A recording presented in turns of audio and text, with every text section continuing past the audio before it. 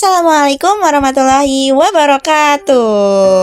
Perkenalkan dengan aku Sarah Lutfia Ahmad. Di sini aku akan mengajarkan kalian tentang mudhof ilaih. Mudhof ilaih merupakan suatu tarokib yang ada dalam bahasa Arab dan harus kita pelajari karena ini merupakan bagian dari kaidah kebahasaan yang dasar dalam bahasa Arab. Apa itu mudhof ilaih? Siapa yang penasaran? Yuk lanjut aja videonya. Nah, jadi dalam bahasa Arab ada dua kata yang berpasangan untuk menunjukkan kepunyaan. Pasangan ini disebut sebagai mudhof dan mudhof ilaih. Mudhof adalah kata pertama yang disandarkan kepada kata setelahnya untuk menunjukkan kepunyaan. Mudhof ilaih adalah kata kedua yang menjadi tempat sandaran mudhof dan menjelaskan itu tuh milik siapa sih gitu. Nah, kita bahas satu-satu dulu yuk. Mulai dari mudhof. Mudhof seperti yang tadi dijelaskan dalam penjelasan yang pertama, mudhof merupakan kata pertama dalam pasangan. Ciri-ciri mudhof itu apa aja sih? Ciri-cirinya ada 3 nih teman-teman. Yang pertama, letaknya di depan. Yang kedua, tidak memakai alif lam. Dan yang ketiga, tidak memakai tanwin. Jadi nggak boleh pakai tanwin ya teman-teman. Yang biasanya teman-teman kitabun jadi kitabu, baitun jadi baitu. Yang pertama ada kitabu, yang kedua ada baitu. Nah, ini belum bisa disebut sebagai mudhof karena belum ada pasangannya, yaitu mudhof ilaih. Oke, kita bahas ke pasangan yang kedua yang melengkapi si mudhofnya tadi. Nah, di slide selanjutnya ini kita akan membahas mudhof ilaih. Nah, mudhof ilaih adalah kata kedua dalam pasangan. Kata ini menjelaskan milik siapa. Nah, ciri-cirinya juga ada 3. Yang pertama, letaknya di belakang. Yang kedua, biasanya memakai alif lam. Dan yang ketiga, dibaca kasroh di akhir. Contohnya, at-tilmidzi sama ki atau ka milikmu. Nah, jadi di sini bisa ya teman-teman kalau mau pakai isim domir.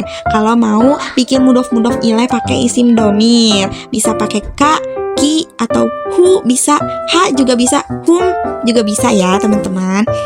Oke, lanjut. Nah, di sini ada contohnya, seperti contoh yang tadi aku kasih di bab mudhof dan bab mudhof ilaih. Di sini ada kitabut tilmidzi. Nah, kitabut tilmidzi ini kitabunya jadi mudhof, at-tilmidzinya jadi mudhof ilaih. Apa sih cirinya? Seperti yang aku tadi jelaskan, ciri dari mudhof itu tidak memakai alif lam dan tidak memakai tanwin. Seperti halnya kitabu, tidak ada alif lam kan? Dan tidak ada tanwin. Oke, berarti masuk ke kriteria mudhof. Kemudian at-tilmidzi. At-tilmidzi ciri utamanya ada alif lam dan berharakat kasroh seperti itu. Jadi at-tilmidzi itu masuk ke kriteria mudhof ilaih yang artinya buku murid. Kan kalau kitabu doang nggak tahu itu kitabunya milik siapa, milik guru kah, atau milik ustazah, atau milik teman-temannya.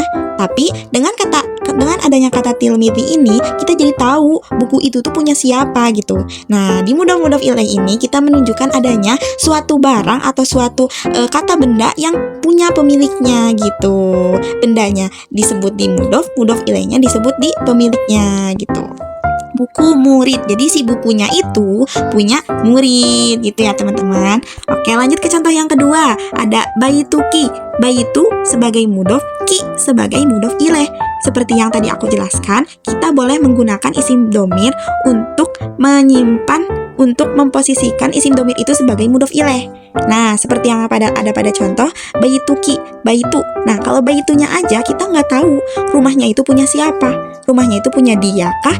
Dia laki-laki, dia perempuan, kamu laki-laki, kamu perempuan, kita nggak tahu. Tapi dengan adanya tambahan isim domir, dengan ada tambahan ki tersebut, kita jadi tahu si rumah itu tuh punya siapa. Rumah itu punya kamu perempuan. Seperti itu ya teman-teman. Nah, jadi kesimpulan dari pembahasan mudhof ilaih kita hari ini adalah yang pertama, mudhof dan mudhof ilaih adalah dua kata yang berpasangan. Jadi, mereka tidak bisa dipisahkan.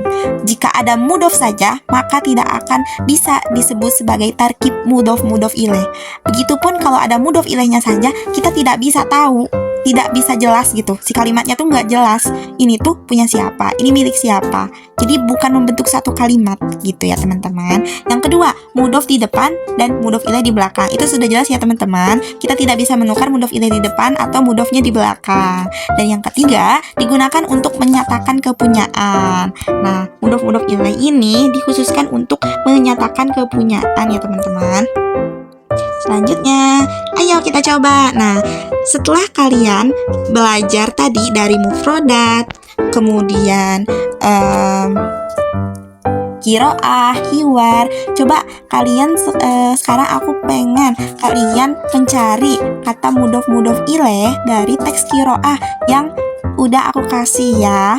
Carilah bersama guru dan temanmu tarkib mudof ile dalam teks kiroah sebelumnya yang sudah kamu baca di yang judul alatul musik ya itu ya teman-teman. Selanjutnya, conclusion. Bahasa Arab itu mudah ya teman-teman, asal kitanya aja yang membuat bahasa Arab itu mudah. Jadi sesuatu itu jangan dipersulit. Sebenarnya bahasa Arab itu mudah, tapi karena kan kita yang selalu mempersulit diri sendiri, jadi bahasa Arab itu terlihat seperti sulit, padahal simple nggak sih? Seperti tadi mudof ini juga simple kan? Jadi ayo kita belajar bahasa Arab. Syukran jazilan, terima kasih atas partisipasi teman-teman yang sudah menonton video ini. Semoga video ini bisa bermanfaat bagi teman-teman semua. Wassalamualaikum warahmatullahi wabarakatuh.